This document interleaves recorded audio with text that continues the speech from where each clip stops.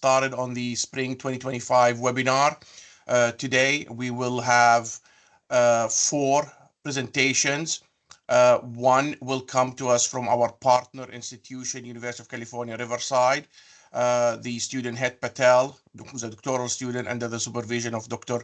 Chen, will be presenting the first presentation. Second presentation will be Javier Becerril, who's a master's student under the supervision of Dr. Luki. And our third presentation will be Jose Rodriguez, who's also a master's student under the supervision of Dr. Wenjie. The fourth presentation will be Diego Cantu, master's student, who's under the supervision of Dr. Su and myself, and that will be the fourth presentation. Each presenter will have 15 to 20 minutes to present, followed by 5 minutes Q&A. I urge you to please, if you have any questions, write them down and hold on to the Q&A.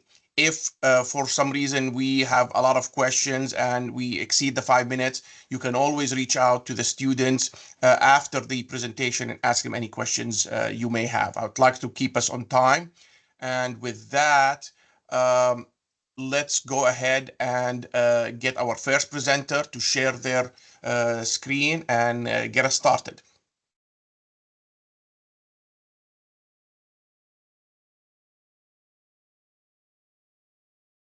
Is Hello, is yeah. Patel? Yes, I am here. Can you guys hear me? Yes. Can you share, please? See if you can share your screen. Yeah. Can you guys see my screen? No. Not at the moment.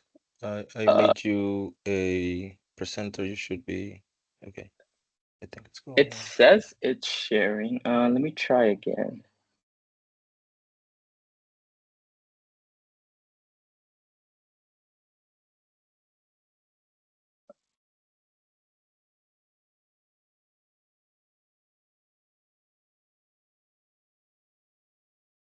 Okay. Now something's happening. Oh, I might have to just leave for a second and come back. Okay.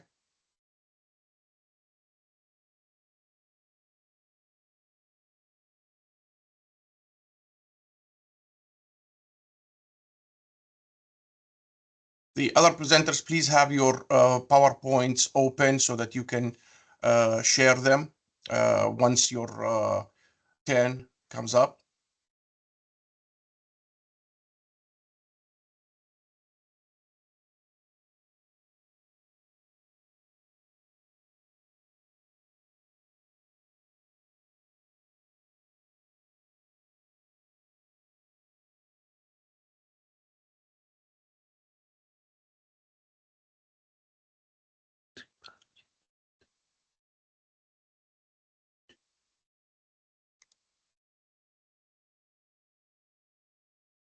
Hello. Hello. Yeah, we can hear you. Can you please share? Yes. Sorry, it was having some permissions issue. Can you guys see now? Yes, you can put it on presentation mode and you can get started whenever. Yeah. The floor is yours.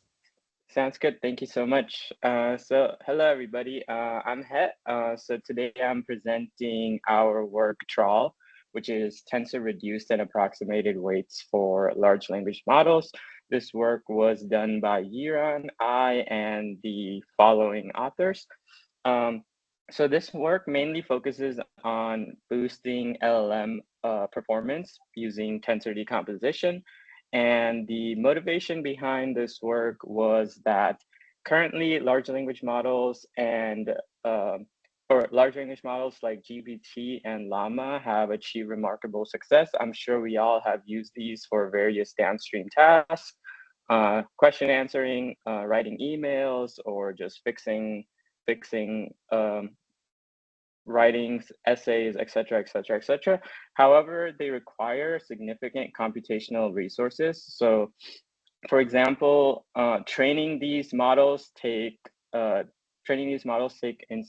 incredible amounts of data. For example, currently we're basically using the entirety of Wikipedia and rest of the internet data to kind of train the large language models like GPT. And not only training these models take a lot of resources, but also improving these models is very, very expensive. I'm sure we all have heard that GPT, so OpenAI and Anthropic are losing billions of dollars every year. And so the challenge we try to solve for this work is how can we make these models more efficient without sacrificing performance? And the main idea for this work comes from previous work that has been done before that tried to make these models more efficient by using model compression. But in some of these papers, you kind of see a side effect of these model compression is that they sometimes improve performance. So that's where the main idea for this work comes from. And so for our problem statement, there has been work done before to of course improve the model efficiency and performance.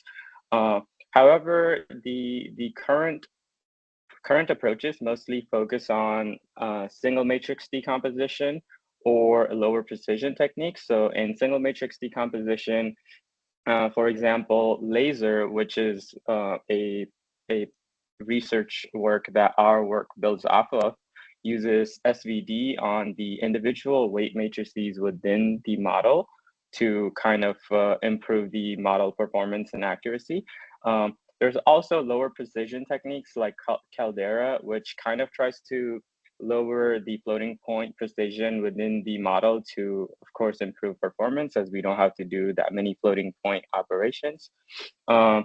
The issue is that these models may not fully capture the structural patterns across the matrices.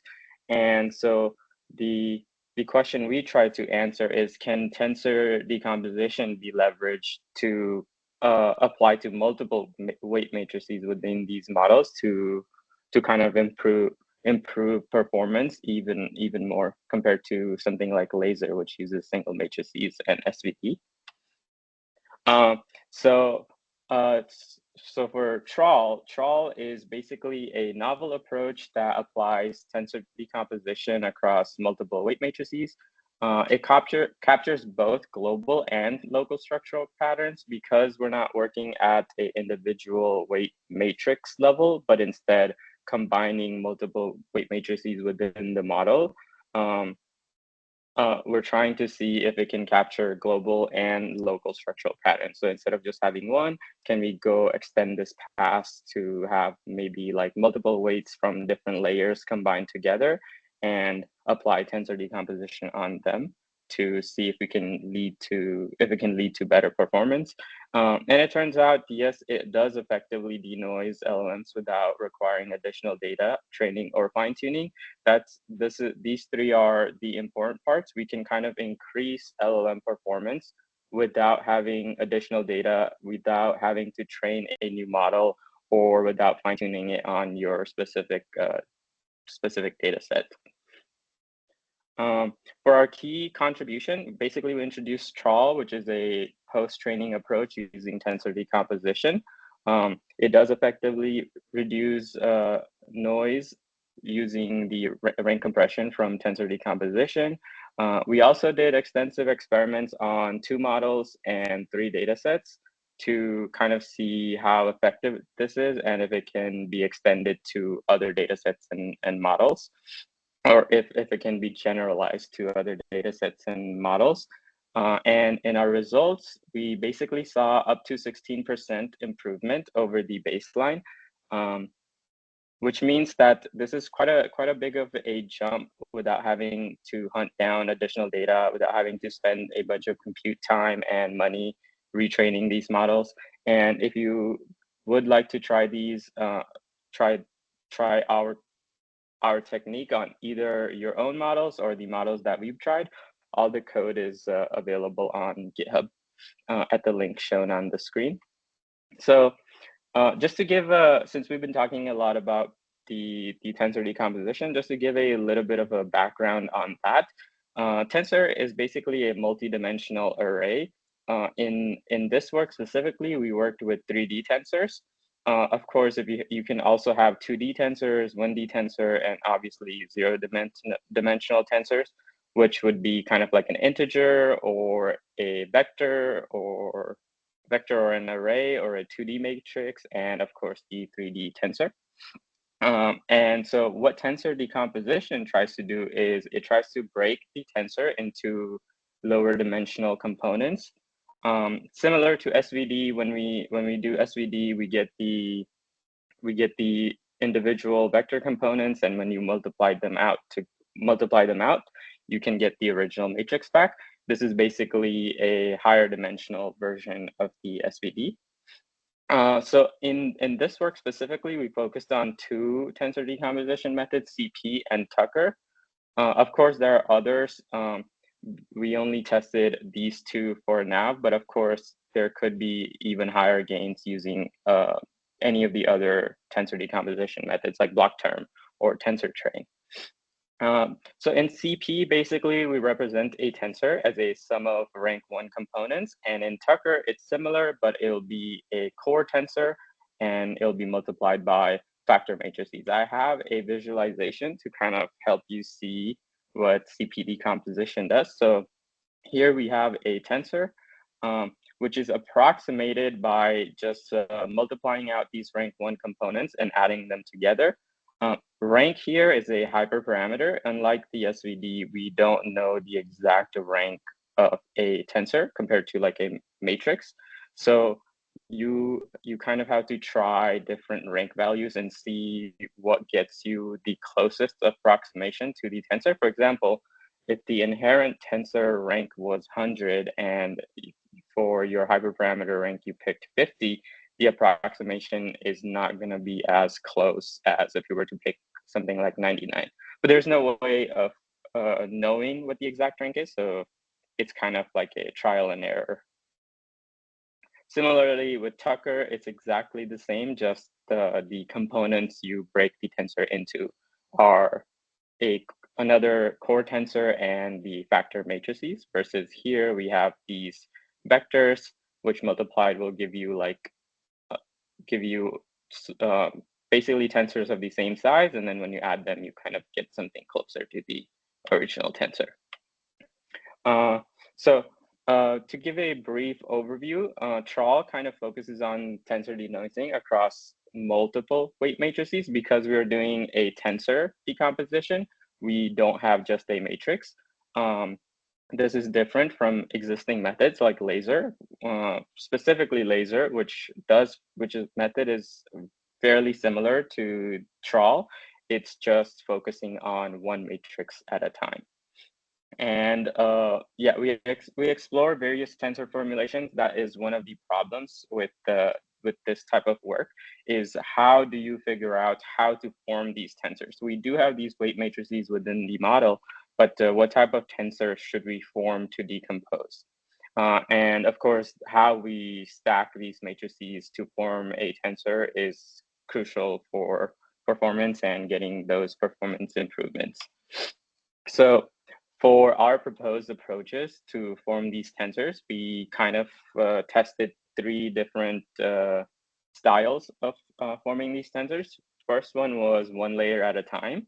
So in this approach, you kind of just stack the matrices within each layer individually. So for example, if your transformer model has about 12 layers, and within each transformer block, you can kind of take the weights from each layer and just stack them together to form the 3D tensor.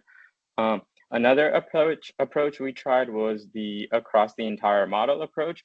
In this one, this is quite simple. You basically take all of the weight matrices within the entirety of the model, you stack them together to make a really large tensor, and then you apply the decomposition to the entire model weights, or all of the model weights simultaneously. And then segmented layer approach is kind of similar to the across the entire model approach, but instead of doing the entire model, so from layer 1 to layer n, we kind of we break the entire model architecture up into 3 segments. Here we did 3 segments. Of course, there are other ways to segment the model. You can do 2 layers at a time, 3 layers at a time. Here, we basically just divided the model layers into thirds and tested it that way. So kind of give an example of how the one layer at a time approach works. In this case, to form the tensor, within the transformer block, we have the query key value and output weights, and we also have the fully connected weights. So we did these fully connected and the query key value outputs separately. So what you would do is take layer one, grab the query key value and output matrices from layer one, stack them together to form a 3D tensor, and then you will apply tensor decomposition to each of these layers separately.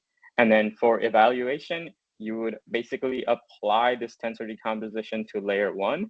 You reconstruct the tensor, which is going to give you the approximation of the original tensor.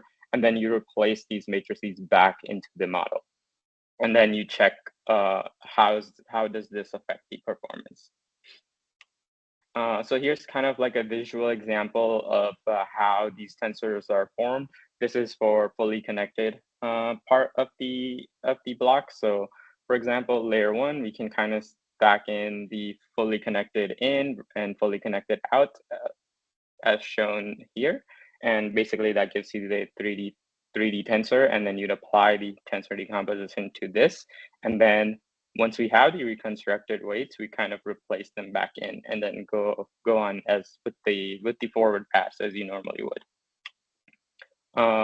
Across the entire model is basically, as I said before, same thing, query key value output or fully connected from all layers into a single tensor. And then you would apply the tensor decomposition to the entire tensor, which is like all of the model weights combined into one.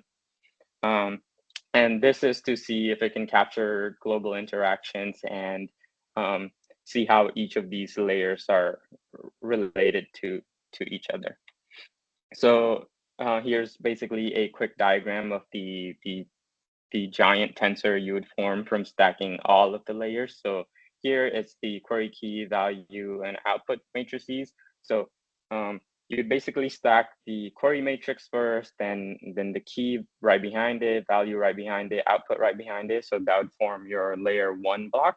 And then you would do the same thing for layer two, layer three, etc., all the way to layer n, and then just stack them all together. Again, segmented layer approach, similar, but we just split the layers into 3 segments: initial third, intermediate third, and the final third. And then we would apply the tensor decomposition to each segment separately, and then determine which segment benefits most from the decomposition. So is it the first third decomposed and reconstructed, giving us the best performance? Is it the middle third or the final third? So for our experiments, we mainly ran our experiments on 2 models, GPT-J, which is the larger one of the 2. If I remember correctly, has 21 or 24 layers. And then Roberta, which is one of the smaller models, it has about 12 layers. And for our data sets, we use the Big Bench Wiki QA. This is a question answering data set. BIOS Profession and Hotpot QA. Hotpot QA is also another question answering data set, and then BIOS Profession is also in a sense question answering, but the answers are just like, what profession is this person, for example. And then yeah, for our decomposition methods, we use CP and Tucker, and then for our baseline comparisons, we compared it with no decomposition. So our technique not applied, nothing done to the model, just as it is. And then we also tested against laser, which is the single matrix method. And yeah, we just basically compare it against the best performance that laser sees. And then of course, without the method applied. To kind of just give a brief overview of the results before we kind of get into the detail, we saw that TRAWL consistently outperforms the baseline and the laser method. Out of our decomposition method, we saw that CP generally performed better than Tucker, and for all of our layer combinations. And so, for example, the single layer at a time, multiple layers, the entire model, etc., we saw that the most significant improvements were basically in the fully connected layers, and even that was near the end of the model. So applying the decomposition to fully connected layers in for example layers 1 to 5 is not as good as applying it from like 8 to 12, for example. And yeah, for the query key value and output matrices, we saw some benefits for certain experiments, but it wasn't as good as, of course, the fully connected layers. And of course, the performance also varies by dataset and model, so you can't kind of apply TRAWL to, let's say, GPTJ on hotpot dataset and then kind of replace the dataset to another one. You kind of have to reapply the method to get the performance boost again.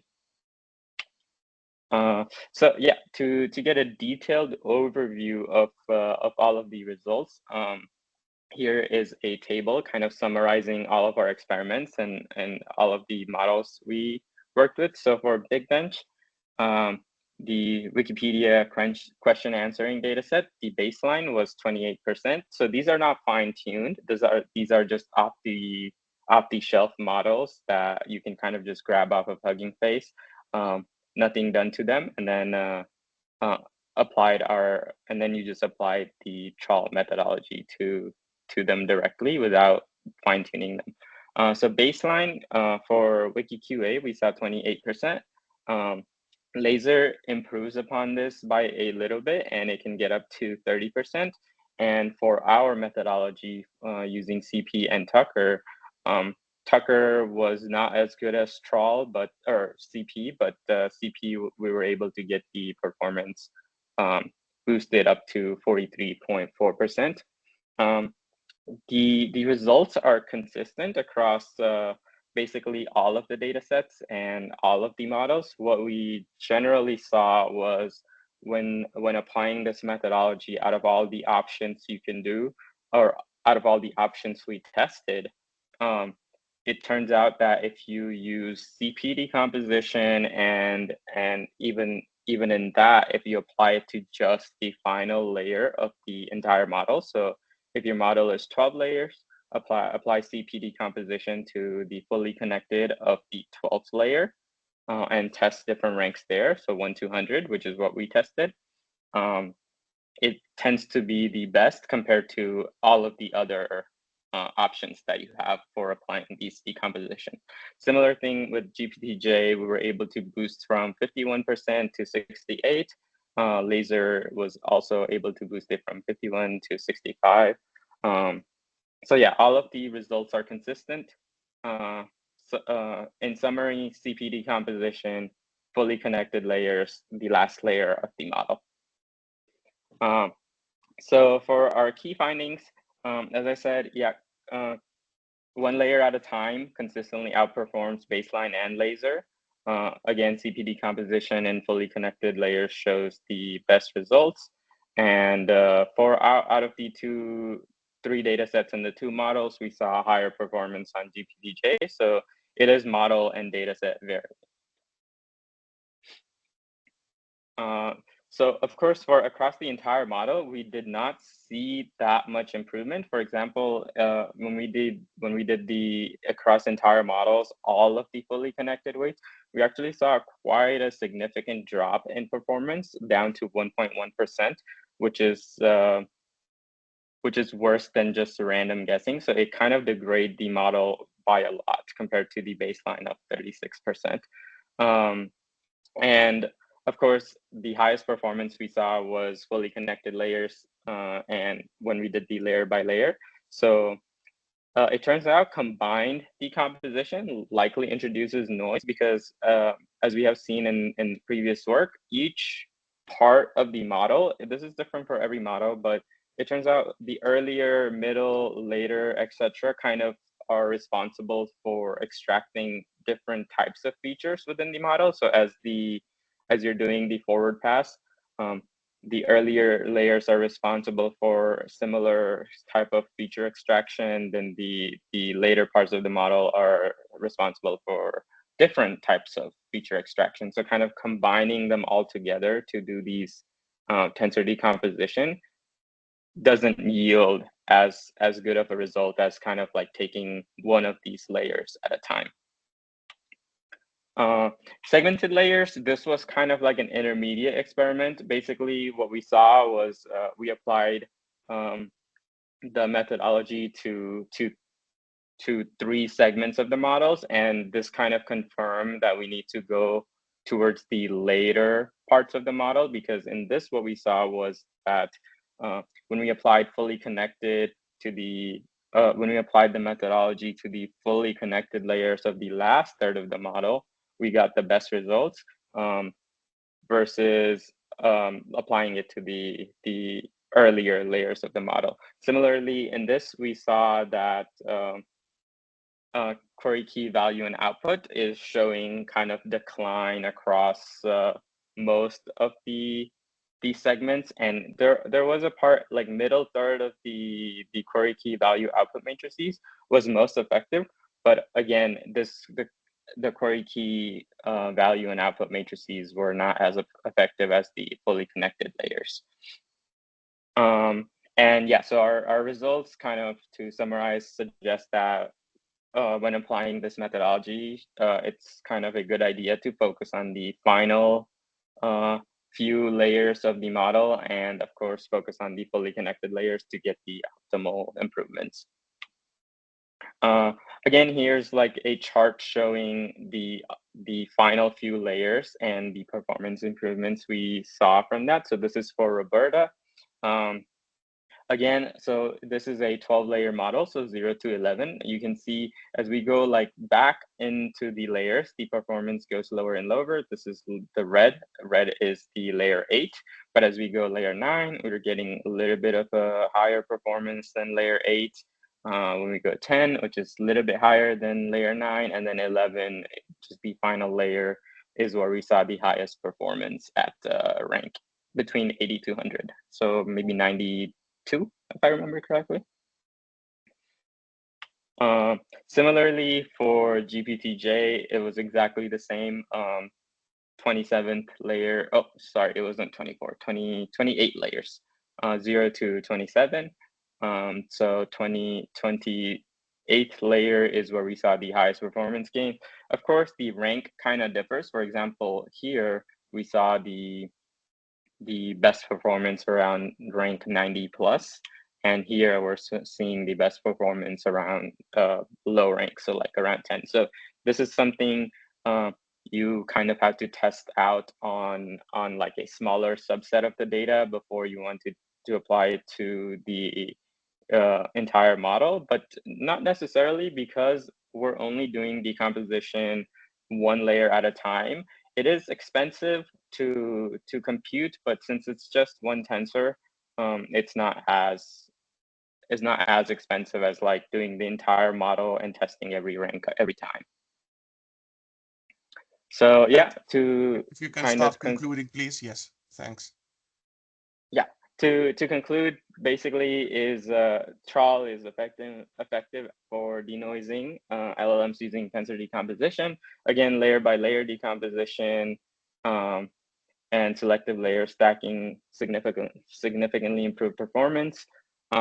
Most notable gains in fully connected weights of the final few layers, and it can outperform the original models, or it can outperform the original models by removing the noise accumulated during training, and this method requires no training or fine-tuning. For limitations, of course, different techniques for tensor decomposition. Don't know the optimal ranks, so kind of have to test those. And yeah, we need to do further investigation into kind of figuring out where these performance improvements are coming from.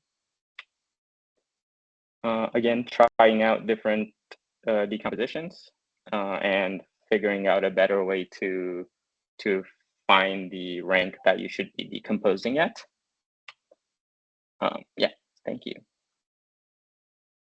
Well, just because I want to keep us on time, if there is a quick question, just one question, and then we want to move on. After that, you can always reach out to Het if you have any other questions by email. So is there any quick questions that anybody wants to ask? If you have, just unmute yourself and please ask. Okay. Thank you, Yeah, they Het, would need to raise their hand for me. Oh, they would need to raise their hand? Okay. Yes. Well, thank you, Het, for this presentation. Yeah, thank you. And again, like we will have, if anybody wants to ask any questions, you can reach out directly to Het. I will, Het, if you can put your email on the chat for everyone, I would greatly appreciate it. Yeah, I can do that. With that said, we want to move on to our second presenter. Javier, if you have your presentation ready. As soon as you have it ready, you can go ahead and proceed. Please try to keep to no more than 20 minutes so we can keep us on time and have some time for question Q&A.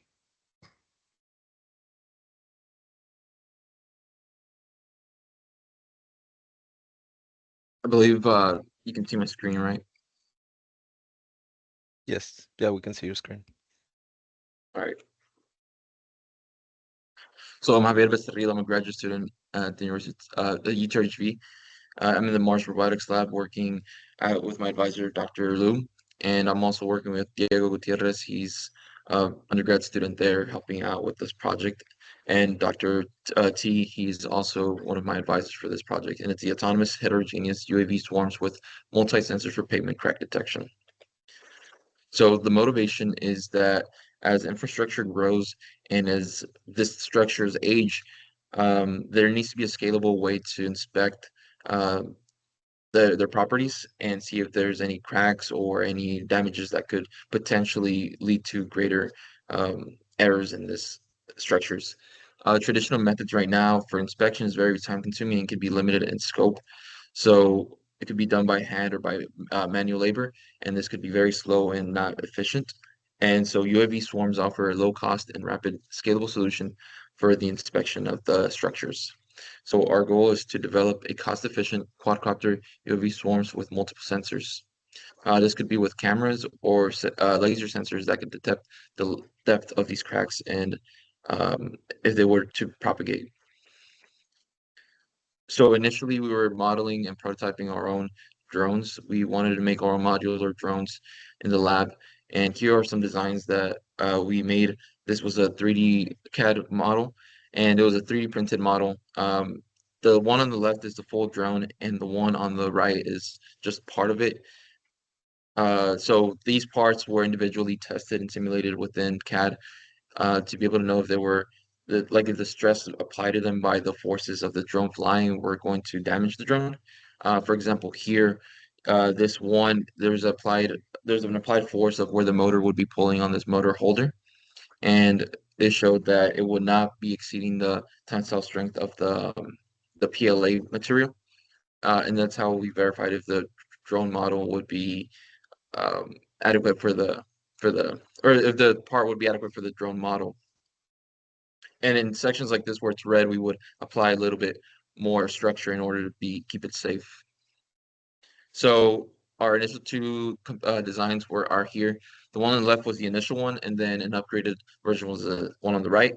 So initially it was very big and bulky. It wasn't very light either, so it was hard to maneuver and to fly. The one on the right was able to fly more. It was a little bit more yeah, it was a little bit lighter, so it was able to fly, but it was also, I guess you could say, not very stable. So we had to pivot to having a kit, because why reinvent the wheel when it's already done? So kits were going to be able to offer a base on which we can build drones that were on which we could apply sensors and our own research capabilities. We were going to 3D print parts onto the drone and also apply our own sensors that we think or we want to use for our research purposes. This is right here is the base model that we initially bought. And this was one of the additions we added. We added the props guards for safety measures, and this was 3D printed. And then We also added a Raspberry Pi because we wanted to run computational analysis on the drone. So we want to have an onboard computer. And this is connected to the PixHawk, which is right underneath. And we also added some other parts that you cannot see in this picture for the batteries because we had to move some components around. Again, we bought the base, but we moved it to our own needs. And so, for example, here, this is just an overview of the current system, the hardware. So in the center on the left side of the picture, you have the flight controller, which is the PixHawk. And then we have the Raspberry Pi 4 with camera module as the onboard processor. And then from there, we also have the motors. The PDB is the power distribution board. We have a battery, radio transmitter and receivers. We have a GPS and telemetry. Those are all connected to the flight controller. And this is what makes up a drone. These are the components that make up a drone. And so the PixHawk has Autopilot, which is for flight control. The MAV proxy is the ground station, and MAVLink is the connection between the flight controller and the Raspberry Pi. Here it goes a little bit more in depth, a little clearer understanding of how this all works. So we'll have the camera coming in as an input to the Raspberry Pi. The Raspberry Pi hosts the YOLO software and the MAV proxy protocols. Again, MAV proxy is kind of the ground station, so this one would control the PixHawk through MAVLink. So it's in command to the MAVLink on what the next moves are or what it has to do. And Autopilot are the flight controls for the drone. So that would send the commands to the full drone, and the PixHawk is on the drone. Major tasks for these projects that we're going through is simulating drone behavior in Gazebo. So Gazebo is a ROS system software that can simulate robotic systems and basically translate what the simulation does straight into a real life robot. That's why we are using Gazebo. It runs, like I said, ROS, which is a robotic operating system, and we are able to simulate drones on that software with the intention of being able to take that those algorithms and apply to the real life drones. This would expedite research because we don't have to actually test the drones continuously. It's going to be faster, it's going to be safer, it's going to be cheaper. We are testing and tuning the flight controllers in outdoor settings. We're also developing the YOLO model for the Raspberry Pi, and then validating for the crack detection. So we have to train those models in the future. And then setting up the protocols. This is MAVLink. So MAVLink is also used to be able to communicate between drones. It's used to be able to communicate between the drone, for example, flight controller and the ground station, but it can also be used to communicate between drones. So that way we can create swarms. And then we also plan to integrate laser sensor into the drones and other sensors to be able to have more research opportunities like crack detection and analysis. This is just a quick demonstration of the initial drone that was tested. This was one of the flight tests. In the bottom, you have a foam that would protect it from the crashes. As you can see, it doesn't have a very stable frame. It kept spinning around. And here is the upgraded version with the kit. This is more stable flight. So there's a huge upgrade. And from there, we want to base our research on these models and just be upgrading them.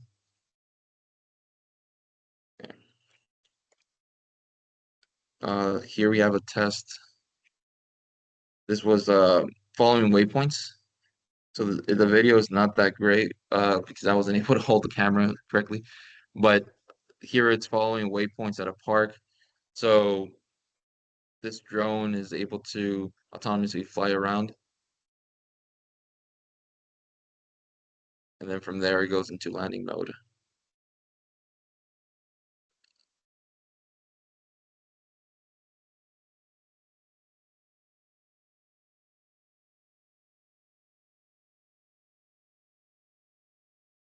And all this is being done on its own. So right now, I have a controller just for safety purposes, but it's landing on its own using the sensors on board.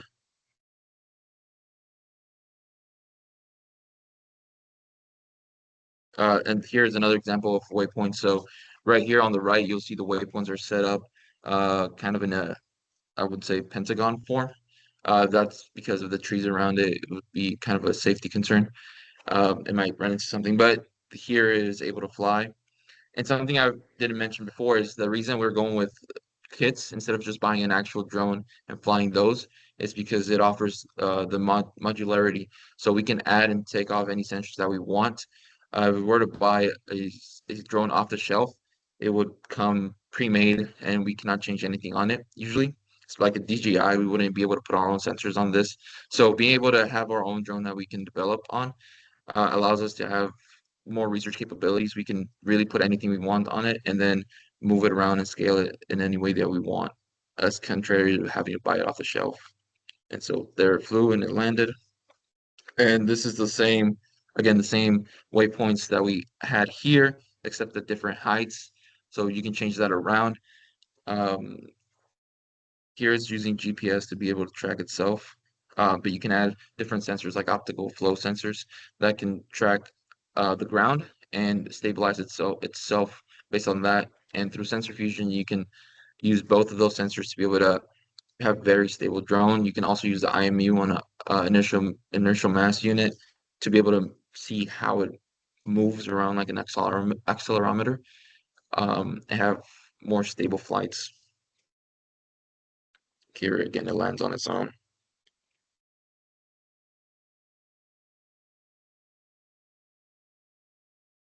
So we also have a cage indoors in our lab, so that way we don't have to be doing going outside and have to get permissions.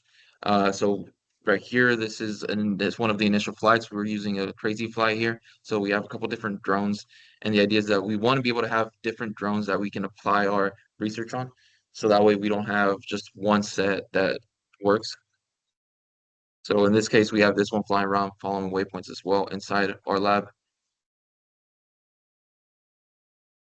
Oh, and then in addition, for the future, we have ground robots as well that we want to link with the drones and have sort of a ground robot and follower drone collaboration. So here, this one's just following my shoes around. This is by Douglas, one of the other students in the lab. So there's following the shoes around. We can do that with drones and other ground robots. And when it comes to training object and detection models, here's the drone that we're working on currently. We have a Raspberry Pi camera, an ArduCam, strapped to the Raspberry Pi. And this is where I was mentioning how modularity comes into hand, being able to really put our own sensors into this and be able to 3D print, because we can put this camera on and now we can detect objects. On the right, you see this is the camera output. And for example, here with the YOLO model, we are able to detect a bottle at a 35% clarity. And the idea is that we're going to train our own model to be able to detect cracks right now. And when it flies, it'll be able to set those as waypoints for the next drone. And Javier, then here we have robots. There's a Yes. question in the chat box. Sorry. Let me see if I can upload it.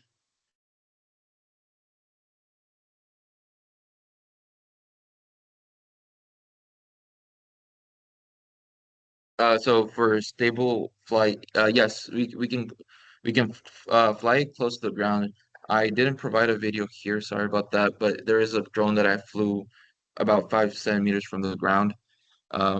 So it can be very close to the ground when it comes to being able to have a flight test. And there's different sensors. There's like I mentioned right now, optical flow sensors of different ranges. So there's some that are meant for maybe 2 meters at max, and there's some that are meant for 8 meters at max. And within these ranges, they have a very specific, um, I guess, sweet spot where they work best. So we can adjust the sensors to be able to have meet the needs that we want, such as going 20 to 30 meters above the ground, or centimeters, sorry. And then this is right here is this robot simulation gazebo. This is I want to show all these pictures because it shows all of the things I have previously mentioned. So it's the drone on the top left is utilizing LiDAR and camera. So the LiDAR is the blue rays coming out and the camera's underneath it. And it runs Mavlink, MapProxy, and Autopilot. So the Autopilot is on the bottom right. That's the connections to the flights, sorry, from the flight control to the actual drone.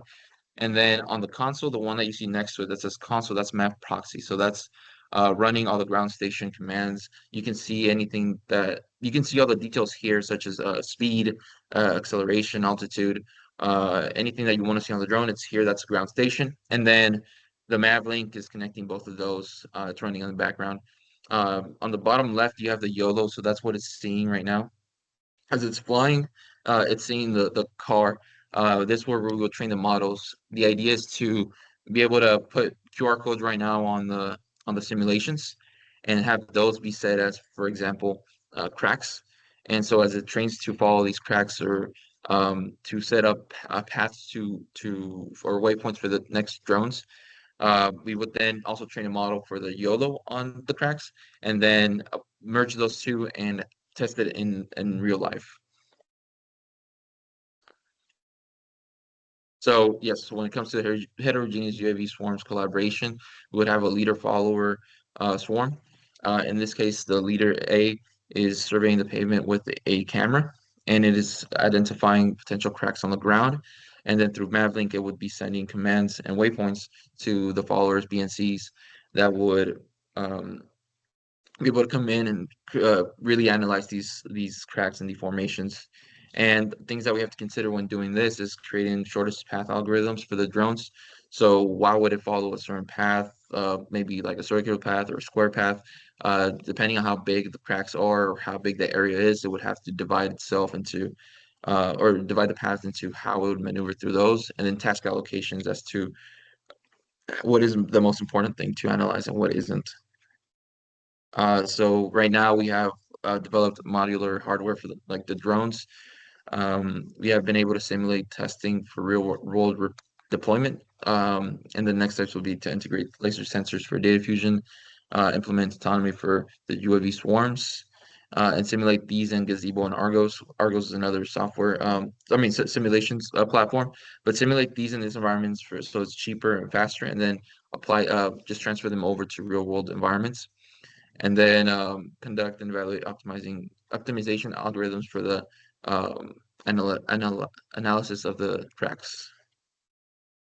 And then I would like to acknowledge our different funds, the NSF CREST Center, the NSF Expand AI, NSF CISE MSI, and I want to also acknowledge fellow lab members Eric Rodriguez, Douglas, and Diego Gutierrez, and then faculty Dr. Liu, Dr. T, Dr. Lee, and Dr. Yang for helping out through this project.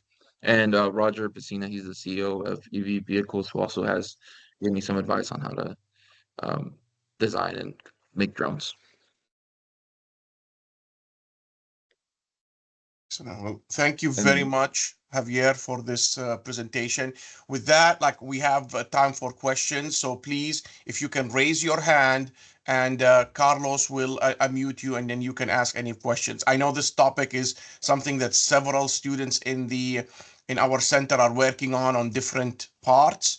So please, if you have any questions, just as I said, raise your hands and you can proceed. I'll also stay on this page, so my email's there if you have any questions as well.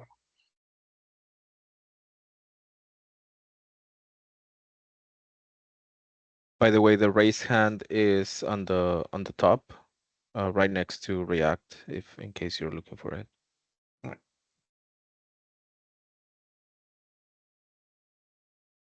So let me get started while others hopefully will pitch in. But so one of the things that I wanted to ask is you said you're using GPS, which is great, but how accurate is the GPS? For example, some of the students are working on, they would like precise, velocity measurements and location, especially if they're going over a crack, right? They might need to go over it at a precise velocity to be able to measure or quantify the size of that crack.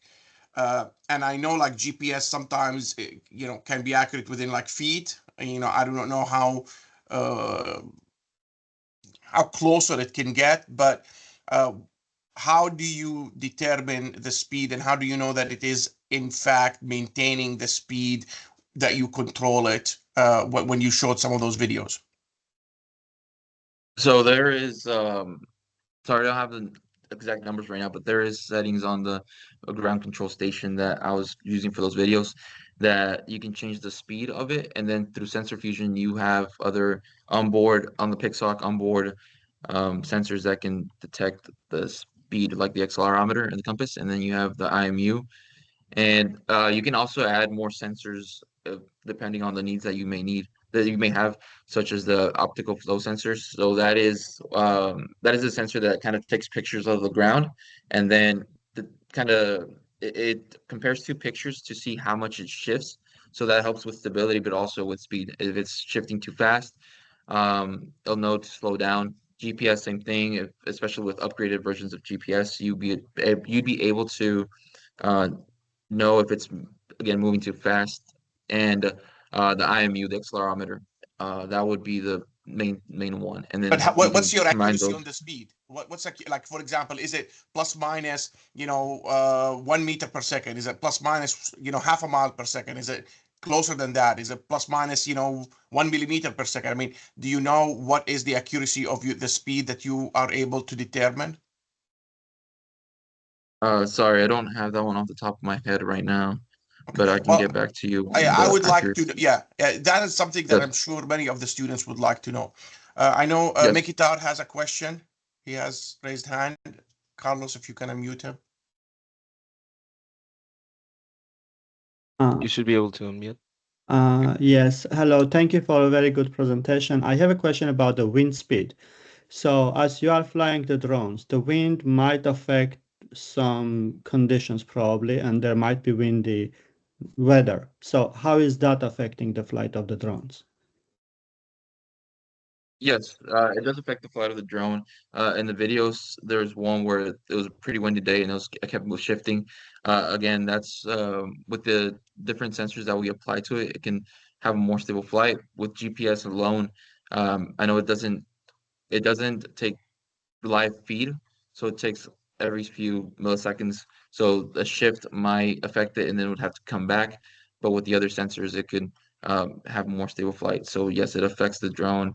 Um, don't have exact numbers on how much it affects it, but I could. That's something I will look into. But can it like self-adjust depending on the speed of the wind, maybe correct itself not to fly off and hit other things, for example, Yeah, or hit each other if they are flying close to each other, the follow drones, if they will not act, affect each other. yes. So there is there's different flight modes, such as stabilize, which is just it flies up and you control it with your controller. But there's like alt hold, so that's holding the altitude. There's guided, which allows you to be able to move around, and each one has different PID controls.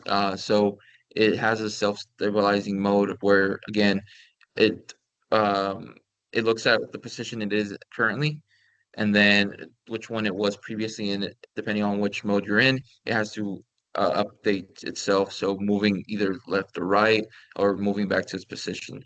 Um, so it does that automatically already with the flight controller. Um, and I think with when it comes to, sorry, what was the second part of your question? I was just thinking if they can maybe hit each other, if they are following each other very close by, because you showed one main drone and then there are little ones following it, how close they can fly. So even if it is windy, they don't hit each other or hit other structures or objects. Thank you. Yes. So that will be part of the algorithm design to know how close drones would have to be flying. Ideally, they are swarms in a way that they're effective or efficient with uh, the ground they're covering. So we wouldn't want too many drones in one area. But when it comes to maybe close spaces or um, navigating to certain waypoints, that is something that we do need to take into consideration. They have sensors on board to be able to stabilize themselves, but we would have to consider how they would be able to communicate with each other when it comes to distances. Again, we can communicate data and information through Mavlink, but when it comes to actual visuals, it would either have to be the camera or LiDAR sensors on board Right now, the ones we are going to be using is the VL50 time of flight sensors, which is just a laser that detects the distance from each other. So it can do that. Or we also looking into implementing a 2D 2D LiDAR, the 2D 360 LiDAR, which would be able to scan the surroundings. Okay, thank you. Thank you very much, Javier. Please thank our presenter. And with that, we want to move on to the next presentation. The next presentation will be by Jose Rodriguez, and Dr. Wenjie is his advisor. So, Jose, whenever you want, please proceed. Javier, please stop sharing so that Jose can share his presentation.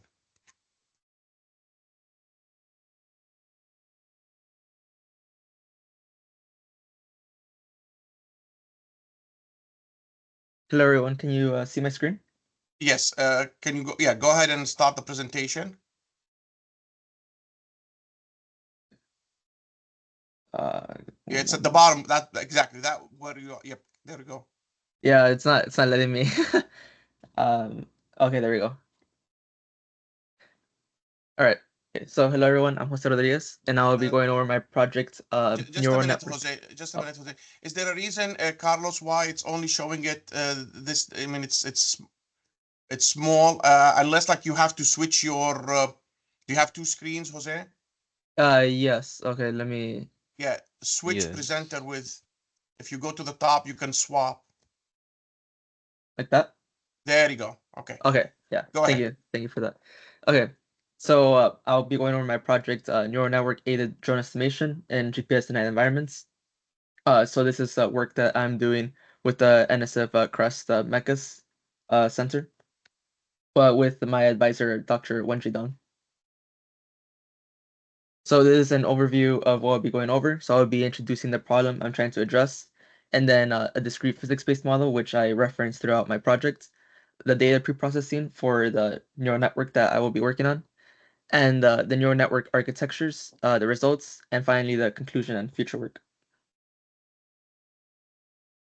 So typically drones navigate using GPS, but there are scenarios where GPS signals can be disrupted. So this can be as a result of geological barriers like mountains or if you're in a cave. Also in urban environments, buildings can have a similar effect where they kind of block the GPS signals. And also in military scenarios, there are instances where GPS signals are disrupted. So there is a need to be able to estimate using sensors, usually with an inertial measurement unit or IMU measurements. But estimation with solely IMU results in error accumulation over time, otherwise known as drift. There are ways to combat this using additional sensors, more support. So a typical approach is using cameras, but again, there are instances where those additional visual sensors can also be ineffective. So one such scenario can be if you're already in a GPS denied environment and there is fog or there's suddenly like a cloud of smoke or dust that obstructs the camera from being able to really see its surroundings, then you will kind of need to fall back on to only IMU measurements. And so this project focuses on using a long short-term memory or LSTM neural network, which attempts to reduce drift in solely IMU-based estimation. So I'll be going over the discrete physics-based model. So it is essentially a linearization of the continuous kinematic relationships.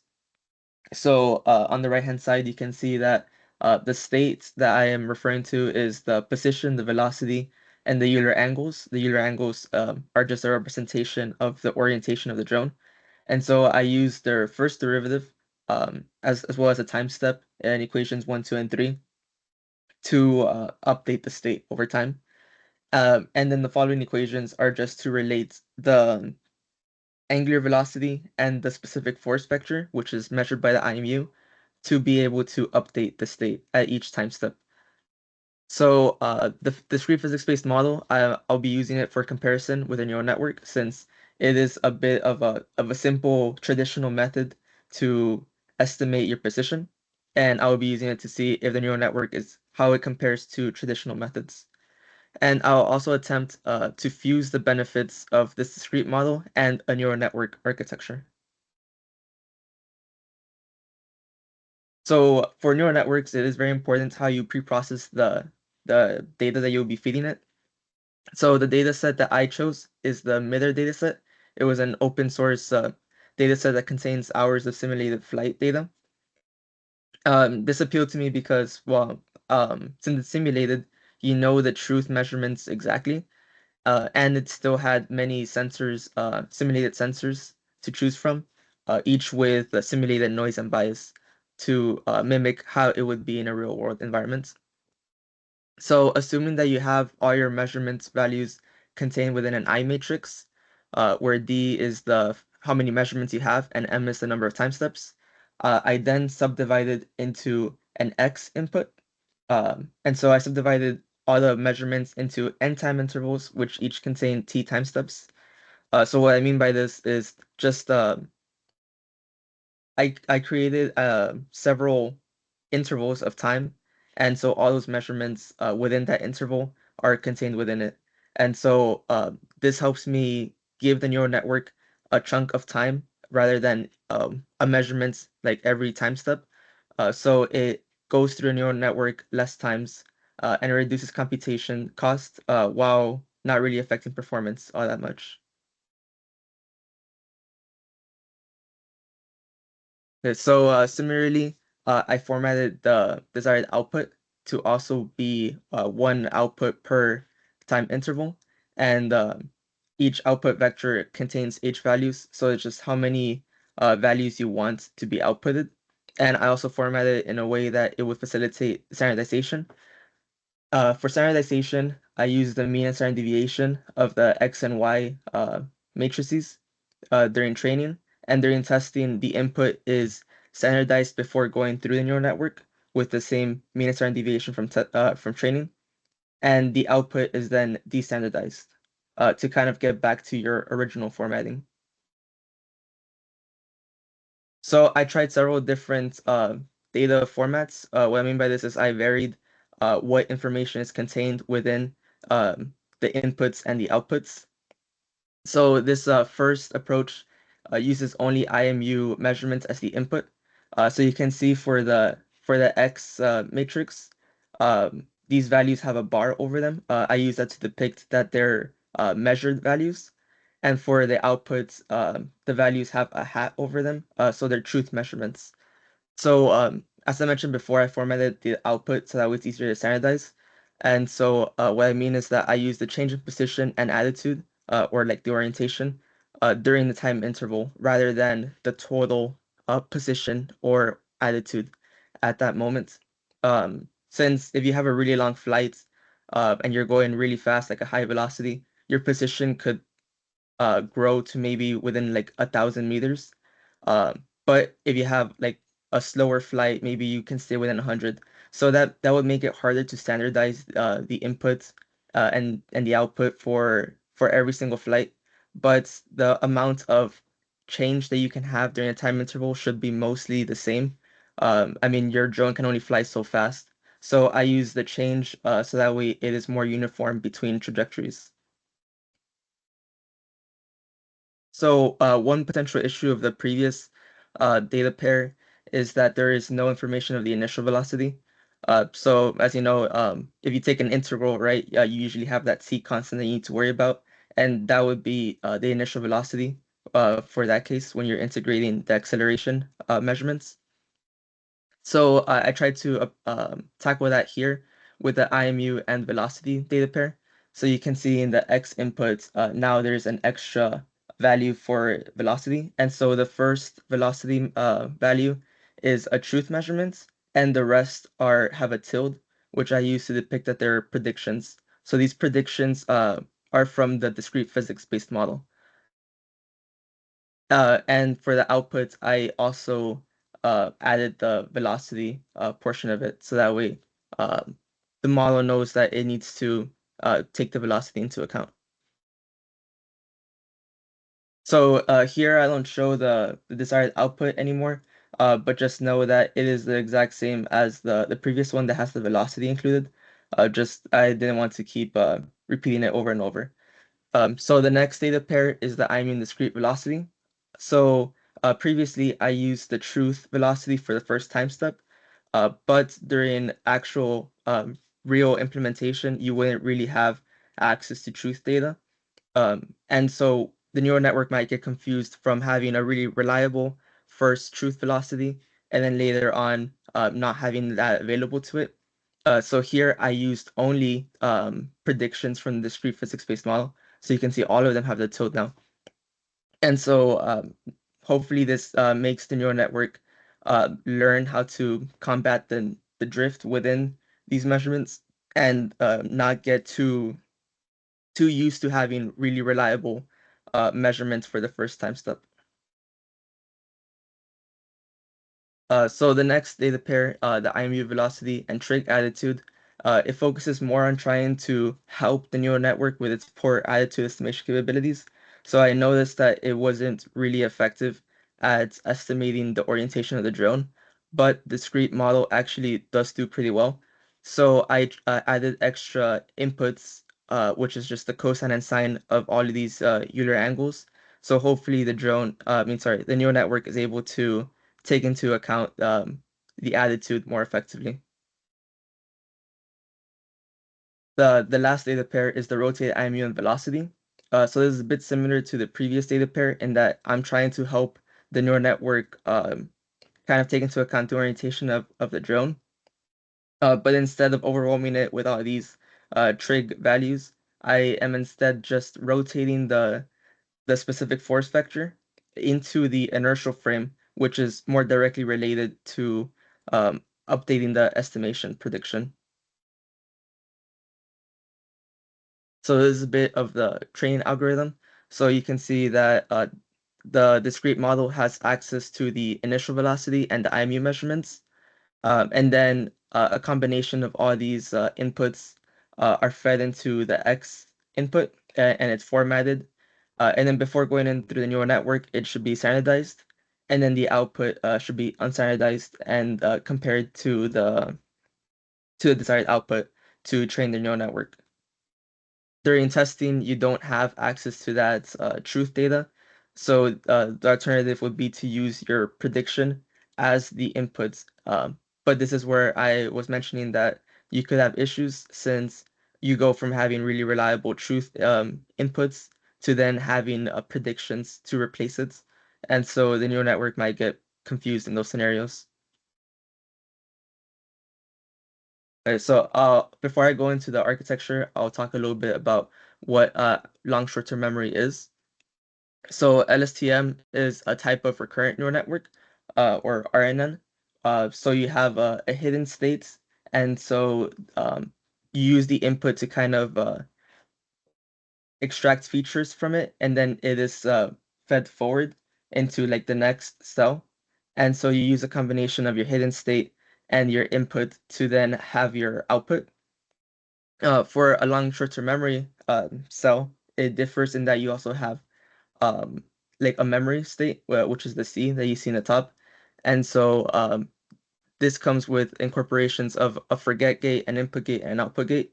So it helps keep track more of only relevant information and kind of throw away what you don't really need anymore. And it helps with many issues that traditional RNNs have, such as helping establish or handle long-term dependencies and mitigate the vanishing gradient problem that you sometimes see with traditional RNNs.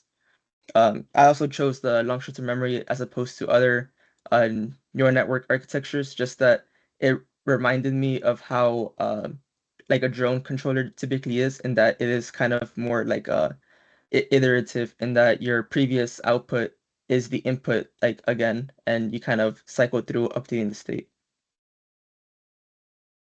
Okay, so the first model that I tried uses a one long short-term memory layer. So you can see in figure 4 that it gets fed in the input for one time interval, and one time interval contains several time steps, t time steps to be exact. And so the long short-term memory layer should extract the features from this input and feed forward the hidden layer. The hidden layer and also the memory. And then at the last step, you output the features that you extracted.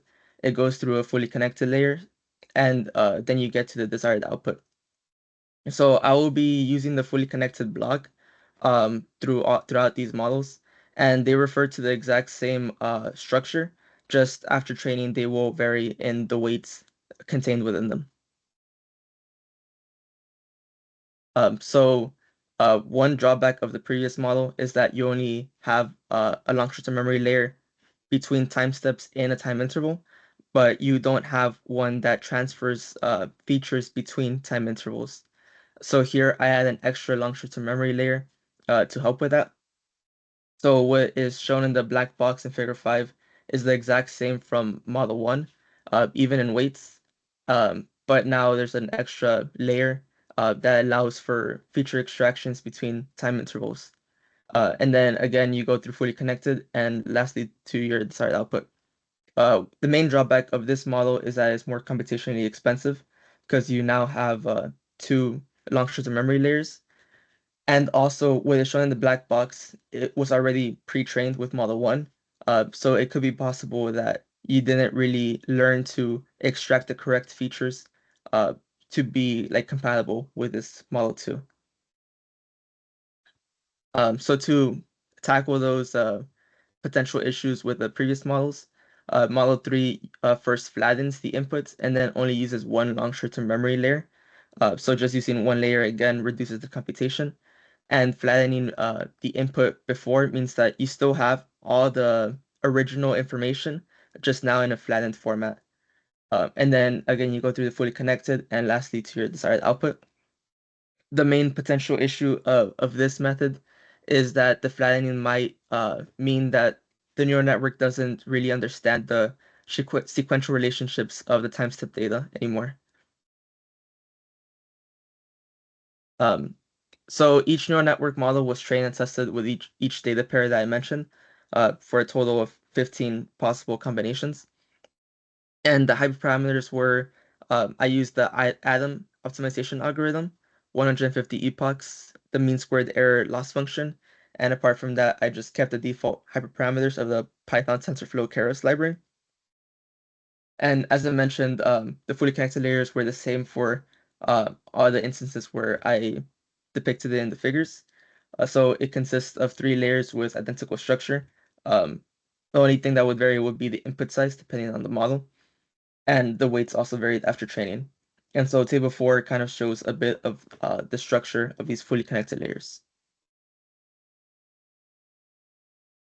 So I trained using 4 different testing trajectories that were not used. I tested using these 4 testing trajectories that were not used during training. And so figure 7 shows the average position error magnitude over time for all these test trajectories. So you can see that IMU only model 2, which is the orange line in figure 7, had the best long-term performance. Although originally it did kind of have that spike in error similar to like the rest of the models, but it was able to somewhat level out and correct itself.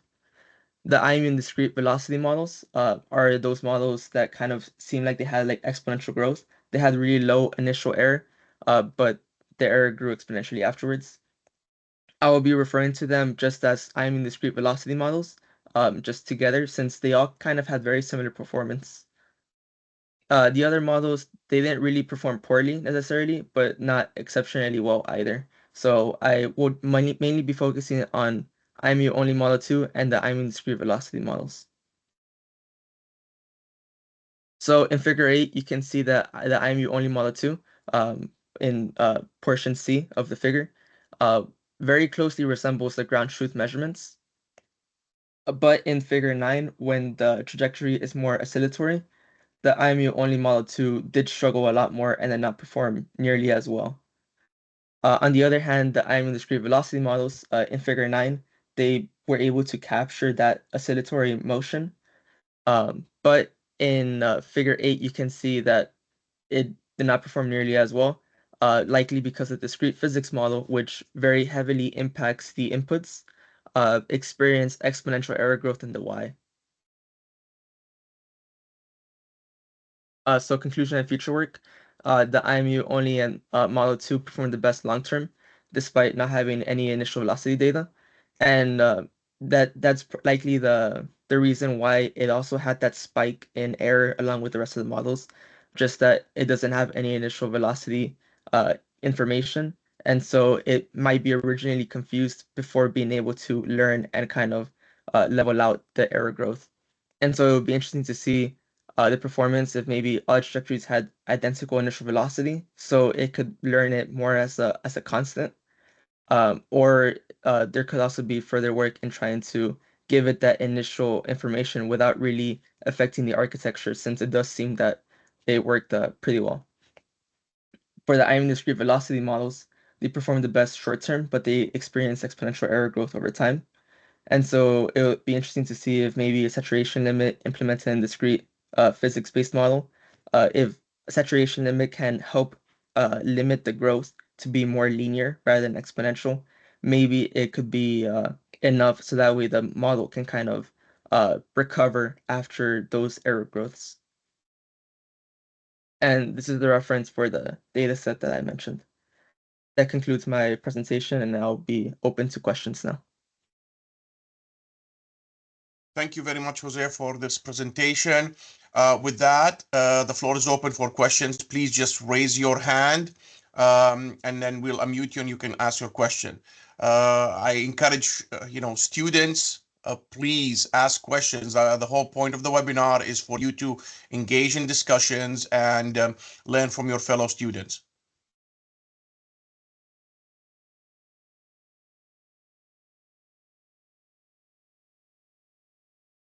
Okay, Luki, go ahead. So I have a question, and I would like to know how much improvement after training, and did you show the improvement? How much improvement? Yeah, so I actually forgot to include that. Sorry about that. But yeah, when I would test only the discrete physics-based model, which is kind of a way that traditionally you would estimate your position, the error growth over the full 80 seconds of the trajectories, it would end up being around maybe 500 meters on average. It varies a bit since like here you can see trajectory 2. It had really large error growth for the y direction. So in this case, the error was more similar to like maybe 1,000 meters. But just on average, it was maybe within like 500 meters. And you can see that the IMU only Model 2 limited it to about 350. So that's about a 30% improvement or over a traditional approach. But if you train it on the data on MU data only, I mean, without a GPS signal, so it can have some improvement, but the improvement might be very limited. Do you think if you combine some other data like image data and combine with MU with GPS denied environment would be helpful?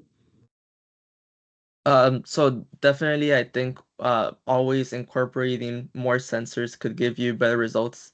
The main objective of this project was to help with only IMU based estimation. Realistically, you would usually have at least one other supporting sensor, but just for redundancy, it's very important to always have methods to fall back onto, so you can still have reliable estimation and be able to complete whatever mission you're trying to perform. So this is more just for those off chances that you don't have access to any other sensors. Thank you. But Jose, like 350 meters is a big error, right? Especially if you're trying to, for example, measure a certain parameter at a certain area and you're off by 350 meters. That's just basically not even feasible. So what are the applications you're talking about? Because this is basically what you're saying. If you lose GPS, right, and you're trying to go and measure a specific parameter at a specific location, this method will not apply to that. Yeah, so I mean, you wouldn't really be able to fully finish your mission without like being able to have access to your other sensors. It's more of just trying to stay roughly in like the same trajectory until you can have those sensor updates. So it's like, yeah, maybe you would have like 350 meters in error, but I mean, that's better than 500. And hopefully once you regain access to GPS or maybe your camera sensors or something, you want to limit it so that way you can still recover from it afterwards. Now, Jose, like I know like this. So this summer you're going to be going to Georgia Tech, right? And they basically their whole institute is about optimization. So do you think that there are techniques where you can optimize this to try and get better accuracy? Because of course, like the better the accuracy, you know, the more likelihood that you can recover faster. Yeah, definitely. So this is still like a bit of in the initial stage. So as I mentioned, I think it was here, I kept a lot of the default hyperparameters and I didn't really play around with it as much. I was more trying to get a feel of how it worked. So moving forward, I could for sure try to tune the parameters a bit, maybe the sizes. And I think there is definitely room for improvement still in the accuracy. Guys, we have still room for more questions. Anybody wants to ask, please just raise your hands.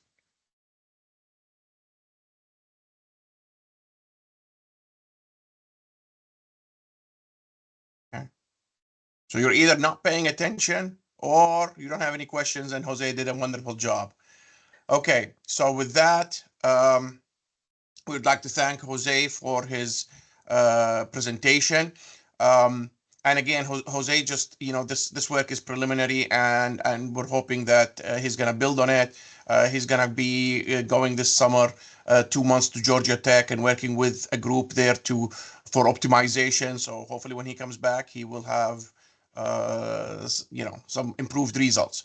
Okay, with that, our final presentation for the day is going to come to us by Diego Cantu, who is working with Dr. Sue and myself.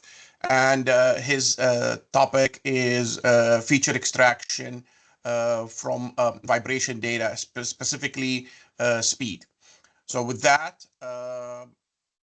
Diego, the floor is yours. Again, 15 to 20 minutes, and then after that, we will have room for questions. Hello, everyone. My name is Diego Cantu. I'm a graduate student here at UTRGV, with my faculty advisors being Dr. Constantine Tarawneh and Dr. Ping Zhu. My project is feature extraction from railroad bearing onboard vibration sensors using machine learning models. So, quick overview. We're going to go over the background introduction, the methodology, the experiments, results, and conclusion and future work. So for the background, an estimated of 1,000 train derailments occur annually, according to the FRA, mainly due to mechanical failures are a significant source of train derailments, with bearing failures, axle journal defects, wheel issues, and brake systems malfunctions, all impacting train derailments. Specifically for this presentation, we're going to be focusing on bearing failures.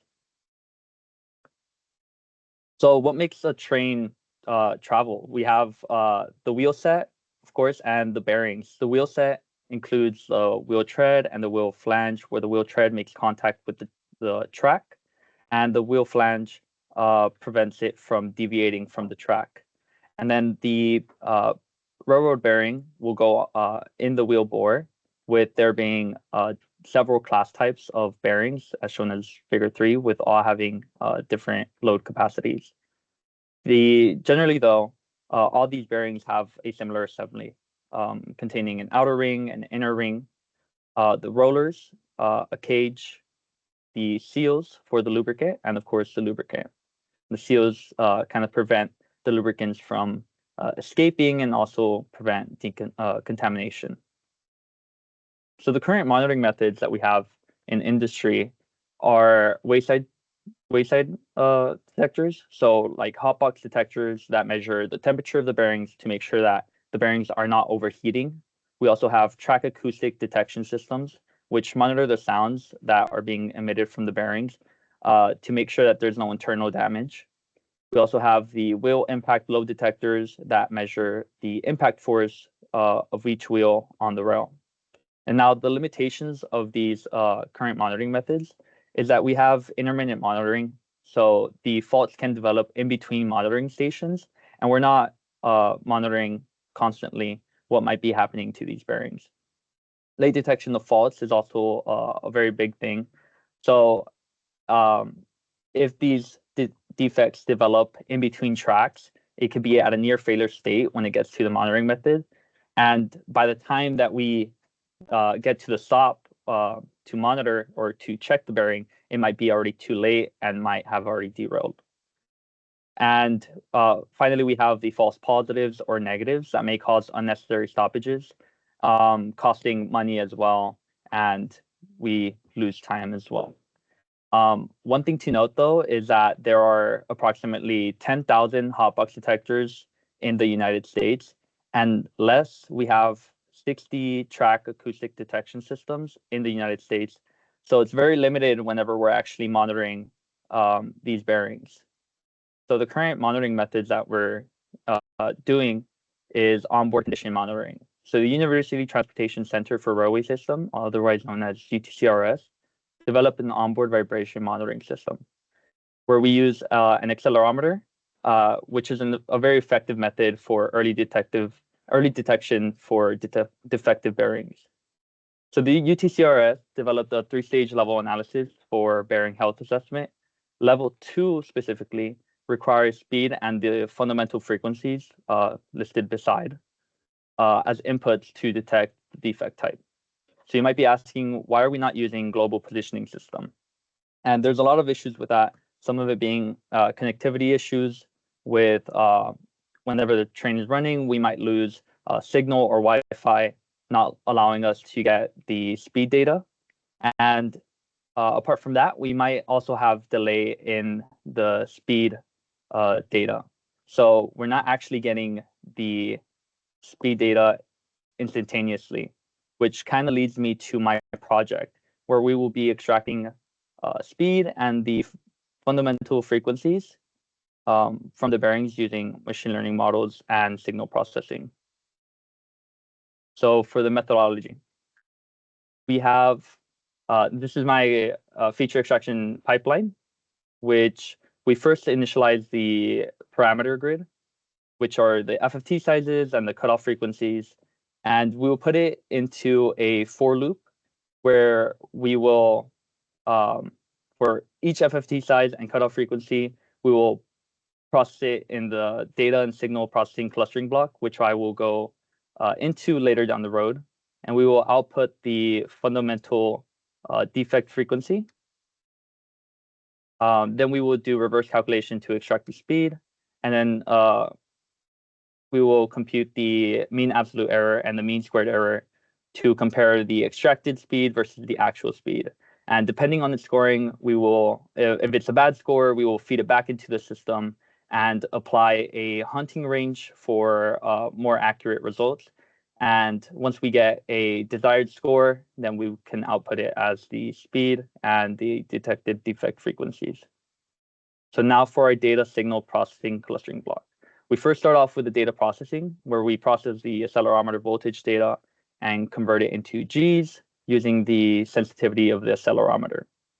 After we do that, we do a zero centering normalization, which we just subtract the mean from each point, which aligns the signal around the zero axis.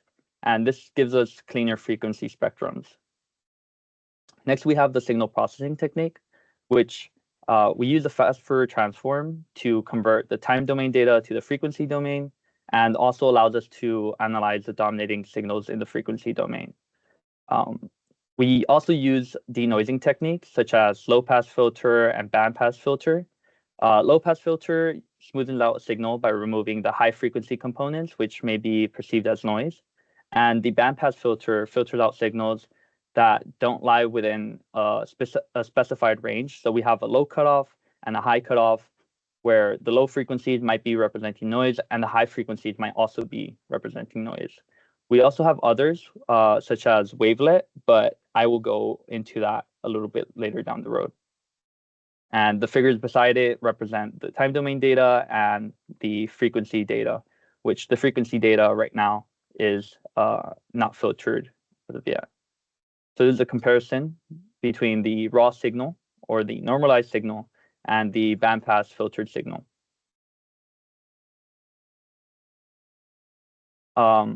Additionally, we have this signal processing technique known as envelope extraction.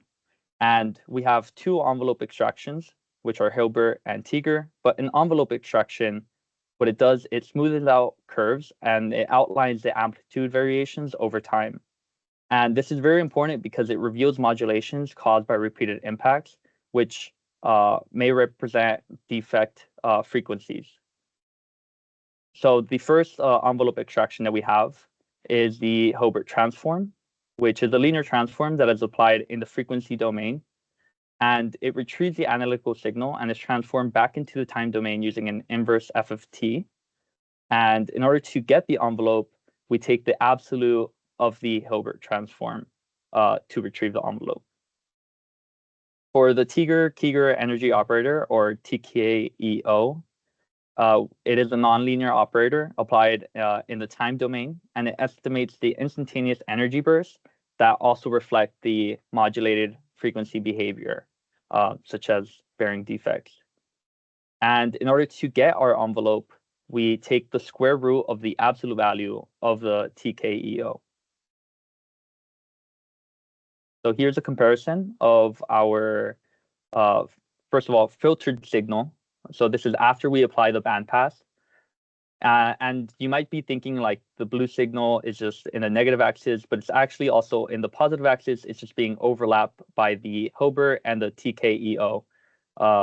As I said before, these signals or these transforms outline the signal and we get the absolute value of them.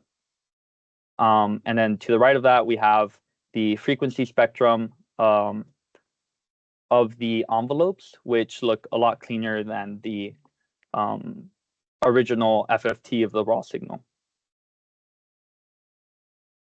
Then we have the speed and defect detection. So we do a statistical peak spacing analysis where we will first gather every peak in the frequency domain, a peak just being a local maximum in the frequency domain.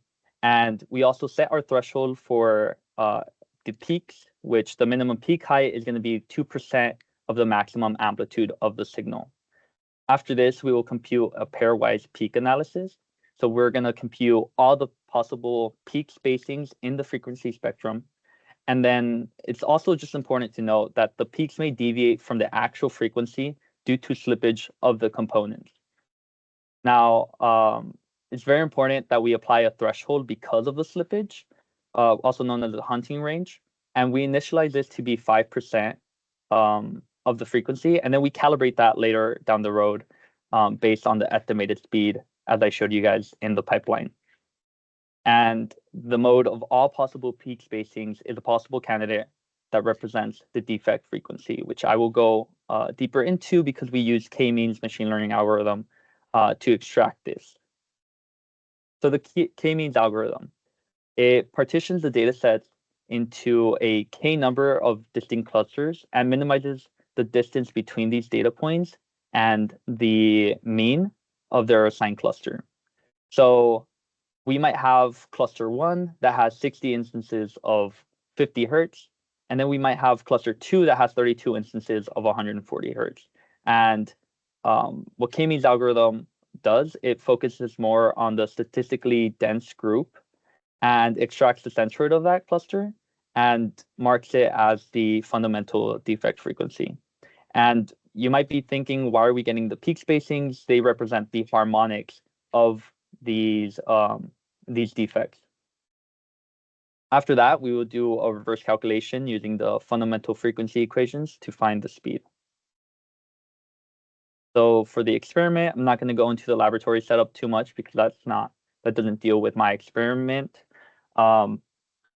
However, we do have a single bearing tester in the UTCRS lab and the 4 bearing tester. For the 4 bearing tester, we only look at bearings 2 and 3 because that's where the load is being directly applied.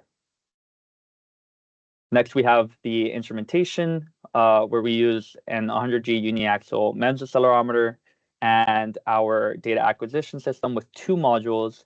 The data is being recorded by LabVIEW, recorded for 4 seconds every 10 minutes at 5.12 kilohertz. The UTCRS testers also take into consideration the temperature, and we have load cells to measure the load.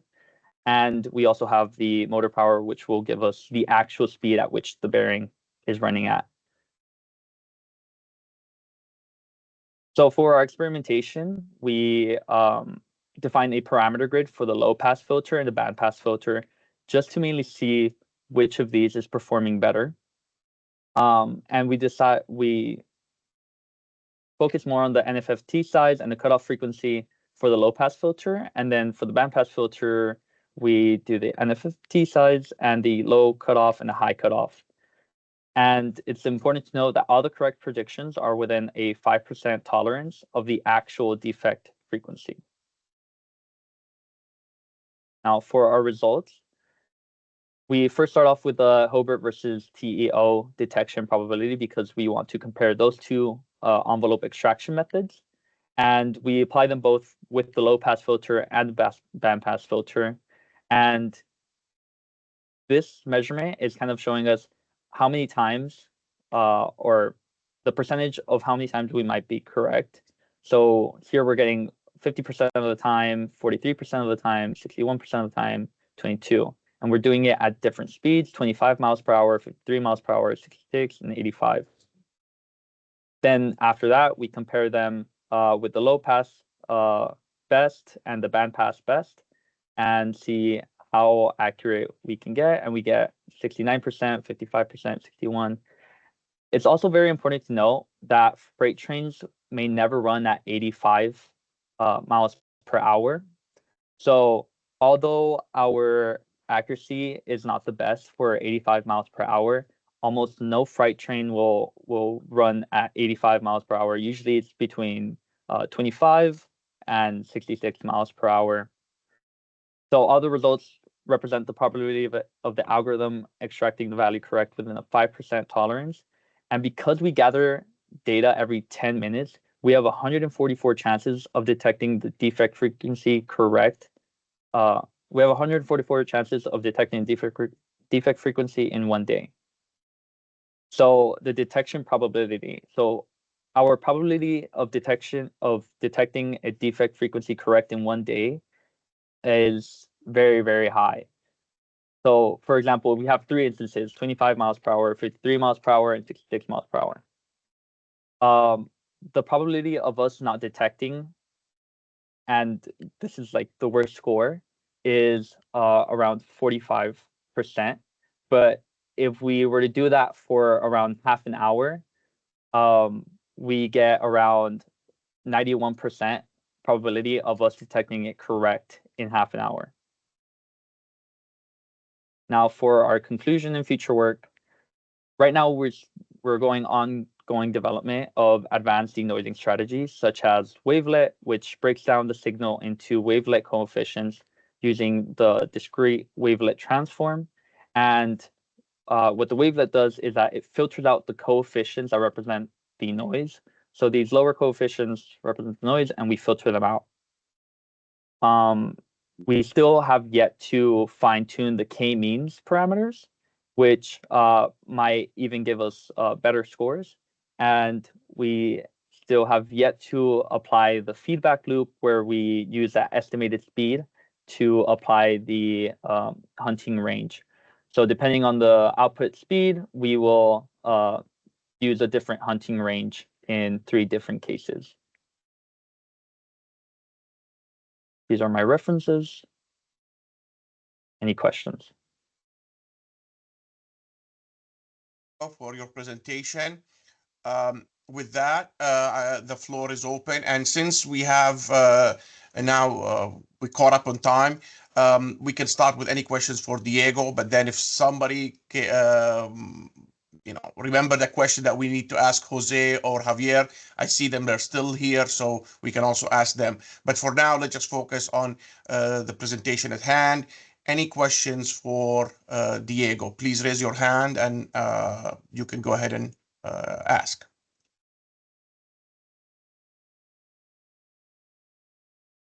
So let me go ahead and start. So Diego, if you go up to your the results that you showed. Okay, so here, do you have an explanation of why you think it seems like the percentages or the probabilities from 25 to 66, which is great because usually freight trains don't run more than 70 miles an hour. They're kind of close, but when you go up to higher velocities, it's considerably less or significantly less. I mean, I have thoughts of why, but can you explain why you think that's the case? Yeah, mainly because when we're running at these higher speeds, we're introducing a lot more noise, and that might be affecting our algorithm performance a lot. So that's mainly why I think the algorithm isn't performing as well once we reach 85 miles per hour. And based on these results, it seems like, so for example, like it seems that between Tiger and Hilbert, right, they're kind of swapping, right? Or so Tiger is a little bit better at the low speeds. Hilbert is better at the medium and large and higher speeds. But for example, if you were to implement this on one of those sensors, right? Because the idea for this is that we do the analysis on board, like on site, right, without having to send it, get the GPS, find the velocity, and run it, right? So it would be something that the sensor itself would do in pseudo, right? Do it there, and then send and say, hey, it has a defect, and probably cone or cup or roller. So how, like, can you run both of them, and what would be your methodology to run it on that sensor? Yeah, so right now we can definitely run both of them at the same time. However, when we were actually doing testing, we actually realized that we have a DC offset that we had included in the frequency spectrum. So that might be affecting the performance of both of these. In order to implement them, I mean, just kind of doing the same feature extraction pipeline, just using both, and then comparing to see if both Hilbert and Tiger are performing pretty accurately. But have you tried the data with the DC offset removed? No, not yet. Not yet. Okay. And go up to your data, just go up to where you're showing some of the vibration. Okay, so here, that's another thing, like, so the how closely are the values, like, with those, like, when you say 5%, right, within, what are the probabilities of that 5% picking up a frequency that is not representative of the defect, or a combination? Wait, I'm sorry. Can you repeat that question? So you're saying that you're getting it within 5% tolerance, right?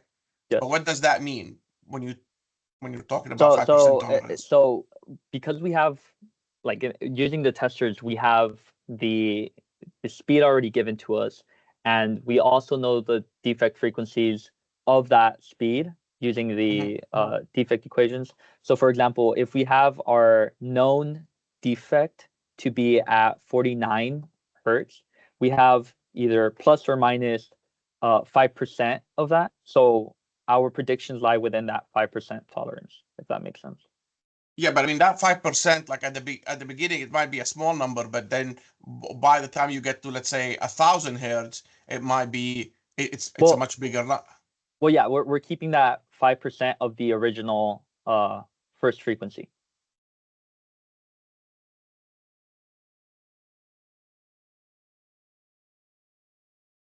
Do we have other questions?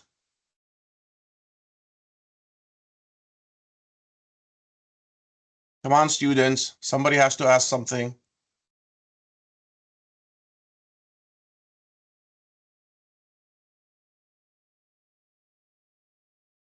I'm not gonna terminate this until somebody else asks something. So it's up to you. If you wanna if you wanna conclude this, I wanna hear somebody else ask some questions. Preferably a student.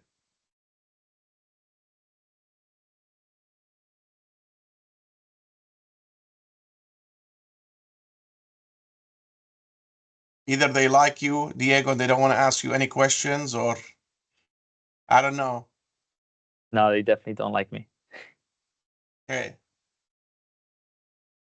Do we have any other questions for either Javier or Jose now that we have like a couple more minutes?